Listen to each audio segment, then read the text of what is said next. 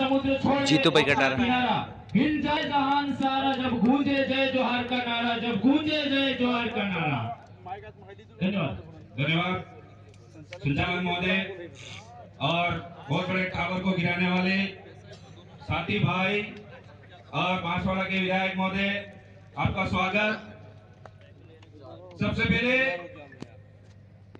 इस अनुसूचित क्षेत्र की आरक्षण महारैली में पधारे हुए मेरे समाज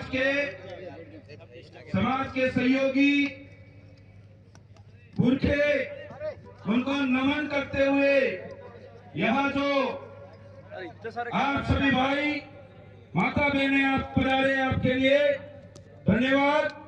और एक विशेष करके बात जरूर कहना चाहूंगा कि इन वीडियो के माध्यम से जो यहाँ इस आरक्षण की बात को नहीं समझता है और हर महीना होते ही लाइट बिल, रूम किराया और तो और नल बिल देता है, और फिर भी इस वीडियो को सुन करके अगर उसके अंदर कोई जिज्ञासा नहीं जगती है तो आपको रूम खाली करके अपने गांव में चला जाना चाहिए वापस।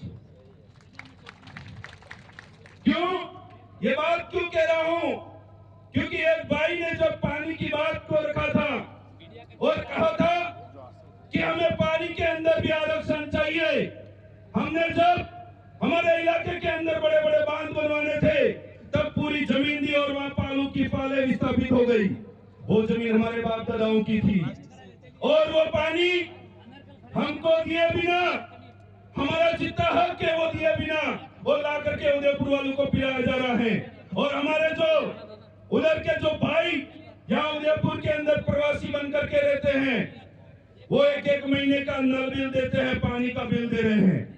हमारे ही बाप दादाओं की जमीन पर बनी हुई पानी की झील, हमारी जमीन डूबी और वही पानी उदयपुर में आकर के हमें ही उसका टैक्स देना पड़ रहा है, पैसा देना पड़ रहा है। हम किस दिशा में हमारा काम कर रहे हैं? मैंने विशेष करके आह्वान करा था, अगर उदयपुर के अंदर इस संभाग मुख्यालय के अंदर अगर कोई प्रोग्राम का ऐलान हो जाए, इन रूमों के अंदर, इन घरों के अंदर इतने तो आदिवासी रहते हैं, अगर एक बार बाहर भी निकल जाए सारी खलिया और उदयपुर की सड़कें जाम हो सकती है, इतना आदिवासी यहाँ रहता है। फिर कहते हैं मेरे ऊपर यह शोषण हो रहा है। 2013-12 के अंदर मैं आपको बात बताता हूँ, उस समय जब रूम रेंट लेने जाते थे, टू लेट जहां लिखा हुआ होता था पूछते थे और मकान मालिक बाहर निकल करके बोलता कि कौन हो भाई। अगर वो व्यक्ति गलती से आदिवासी और भील और मीणा बोल देता, उसको कहता कि रूम नहीं है, खाली, बुक हो चुका है। ये ऐसे हालत थे 2010 से पहले लगभग उसके बाद तक। इस आदिवासी परिवार की विचारधारा की बदौलत आज इस इलाके के अंदर इतने युवाओं के अंदर जागरूकता आई है, इन लोगों के ऊपर प्रेशर हुआ है और आज भी बहुत सारा ऐसा षड्यंत्र के साजिशों में रचे जा रहे लोग हैं। मैं कहना चाहता हूं, हमारी बहनें यहाँ पढ़ाई करती हैं, आज एक एक लाइब्रेरियां भरी होगी, पर एक दिन के लिए ये 5 घंटे उनको निकालने में जोर आ रहा है और फिर कहते हैं कि हमें उसके अंदर ये हक नहीं मिला, मैं तो 1 नंबर से रह गया। अरे भाई, अगर भीड़ जहां दिखानी होती वहां दिखा दी होती तो 2 नंबर भी और 5 नंबर भी कम होते, तो ये गूंगी बेरी जो सरकार है उनको भीड़ करके देना पड़ता और हम नौकरी भी लग गए होते। पर जहां लड़ना होता है वहां आते नहीं है। मैंने पिछली बार भी बोला था, यहाँ पर बहुत सारे बुजुर्ग आए हुए हैं, माता बहनें आई हुई है, वो ये कहते हैं कि इस आरक्षण रैली में हमारा क्या काम है। मैं कहना चाहता हूं, इस उदयपुर के आसपास 20 से 25 किलोमीटर के अंदर बहुत बड़ी बड़ी पाले हैं। उन पालों के अंदर खुद का पानी था, खुद का खनिज और खुद का अनाज उत्पन्न करके वो लोग अपना जीवन यापन करते थे। पर वहां दारू की दुकानें खोली और थोड़ा एक तरफ तो स्कूल है और दूसरी तरफ मंदिर खोल दिया। हमारे लोग उधर जाने लगे, विद्यालय की ओर नहीं गए और वो सारी जमीनें बिक करके वो लोग आज वहां बड़ी बड़ी होटलें बना दी उन लोगों ने। ये क्यों हुआ? क्योंकि हमारी जागरूकता की कमी की वजह से वो सारी चीजें हमसे छीनी गई। और उसके बाद जो पालवी इलाका था, प्रशासन देना चाहता हूं विशेष करके इस होली के अंदर मेवल क्षेत्र के अंदर ऐसी कोई चीजें हुई थी उस बात को बेरुपया अपनाने के लिए और हमारे यहाँ का नायक सांसद बार बार बकवास करके अपनी आईडी पर लिखते चलाया था। मुझे बहुत दुख होता है डूंगरपुर बांसवाड़ा के सांसद महोदय जो टेबल फट जाए वैसे वहाँ आवाज उठाते हैं और हमारे यहाँ के सांसद लूंगी उठा के किसकी वहाँ हटिया चाट रहे वही खबर नहीं पड़ रही है आज तक। सांसद के लिए ऐसे कैसे बोला?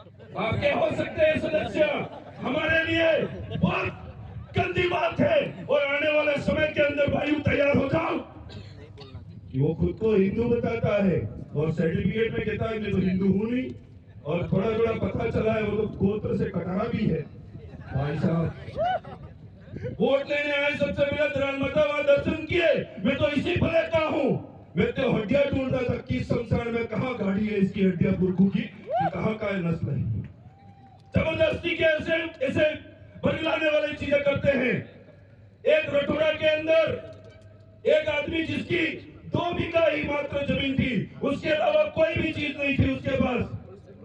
दूसरे लोगों ने षड्यंत्र करके ये दूसरी पार्टी का कार्यकर्ता ये करके उसकी जमीन को उन्होंने हड़प दिया और हड़पने के बाद जब हमने उसका साथ सपोर्ट दिया उस व्यक्ति का उसके बाद शासन प्रशासन नस्ते नाबूद हो और झुका और दूसरी जगह 10 बीघा जमीन उसको अलॉटमेंट करके दी मेरे भाई।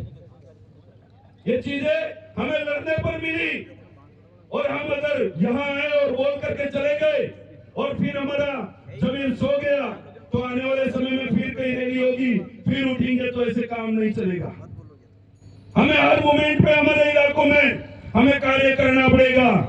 एक साथी भाई पानी की बात बता रहे थे 2019 के अंदर अगर वो पानी नहीं रोका होता तो पहाड़ पे आज जो पाइपलाइन डाल करके पानी बड़ी बड़ी पालों में पिलाया जा रहा है वो आज तक पानी नहीं मिलता मेरे भाई। इसलिए वक्तागण बहुत सारे हैं। मैं अपनी बात को यही विराम देते हुए एक बात जरूर कहना चाहूंगा। प्रोग्राम के बाद यहाँ से ज्ञापन देने की ओर जाएंगे तो सारे जो वॉलेंटियर हैं और आयोजन समिति है उनकी बात को हमारा खुद का प्रोग्राम है ये करके हमको मानना पड़ेगा। आप सभी ने मेरी बात को सुना। धन्यवाद, आभार। जय जवाहर, जय संविधान, जय भारत।